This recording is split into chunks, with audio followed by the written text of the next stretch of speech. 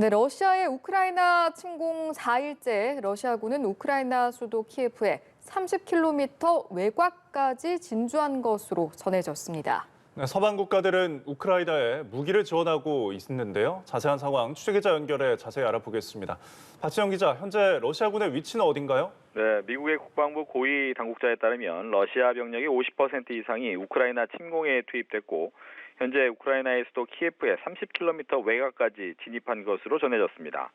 특정되지 않은 숫자의 러시아군 정찰대가 키예프에 이미 침입했다고도 덧붙였습니다.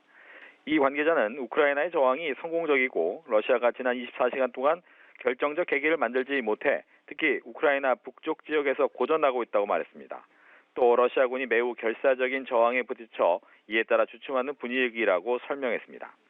그는 또 러시아는 우크라이나에 250발 이상의 미사일을 발사했고 이 가운데 대부분은 단거리 탄도미사일이라며 러시아는 거주지와 공공인프라를 타격하고 있다고 말했습니다.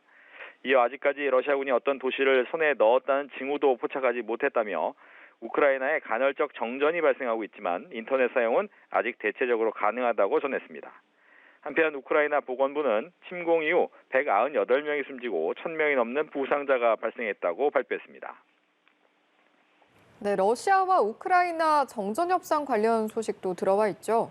그렇습니다. 우크라이나가 협상을 거부함에 따라 러시아군이 일시 중단했던 우크라이나 내 군사작전을 재개했다고 크렘린궁이 현지 시간 26일 밝혔습니다. 크렘린궁은 앞서 우크라이나 측과 우크라이나의 중립국화 지위에 대한 협상을 하는 방안이 양측 간 논의가 됐지만 회담 장소를 두고 우크라이나 측은 러시아에서 제안한 벨라루스 민스크 대신 폴란드 바르샤바를 주장하면서 무산됐다고 밝힌 바 있습니다. 벨라루스는 러시아의 긴밀한 동맹국이고 폴란드는 우크라이나를 적극적으로 지원하고 있습니다. 한편 이와 관련해 우크라이나 대통령실장 고문은 우크라이나가 협상을 거부한 것은 러시아가 내세운 조건에 동의할 수 없었기 때문이라고 주장했습니다. 그는 지금 막 우크라이나가 협상을 거부했다는 정보를 받았다며 러시아가 중재자를 통해 변경해 전달해온 조건은 우리가 수용할 수 없는 것이었다. 그것은 우리를 항복시키려는 시도였다고 설명했습니다. 네, 이런 가운데 서방이 러시아를 경제 제재로 압박하고 있는데요. 미국과 동맹국들이 러시아를 국제은행 간 통신협회 스위프트에서 퇴출하기로 결정했다고요? 그렇습니다. 서방이 러시아에 가장 치명적일 수 있는 제재안에 합의를 했습니다. 미국을 포함한 서구 국가들은 러시아를 국제은행 간 통신협회, 즉 스위프트에서 퇴출하는 방향으로 의견을 모았습니다. 영국 등은 강하게 주장했지만 러시아 에너지 의존도가 높은 독일과 이탈리아 등이 자국 경제 영향을 고려해 소극적이었었는데 이번에 입장을 선회한 겁니다. 스위프트는 200여 개국에서 11,000곳이 넘는 금융기관이 사용하는 전산망으로 국경을 초월해서 돈을 거래할 때마다 필요합니다. 스위프트에 차단되면 해외 금융기관과 돈을 주고받는 일이 거의 불가능해지기 때문에 러시아 입장에서는 가장 두려운 제재 중 하나입니다. 하지만 이렇게 될 경우 러시아와 거래를 해온 유럽에도 상당한 경제적 타격을 안길 수 있습니다. 네, 우크라이나에 남아있는 우리 교민들의 안전도 궁금한데요. 모두 대피를 했나요?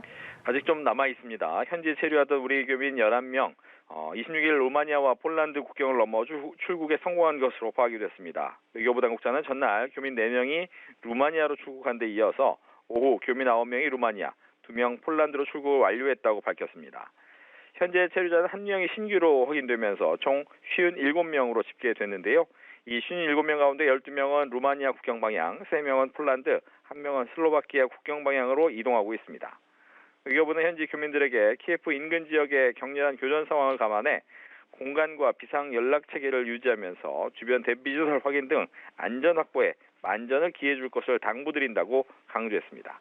지금까지 글로컬 뉴스부에서 전해드렸습니다.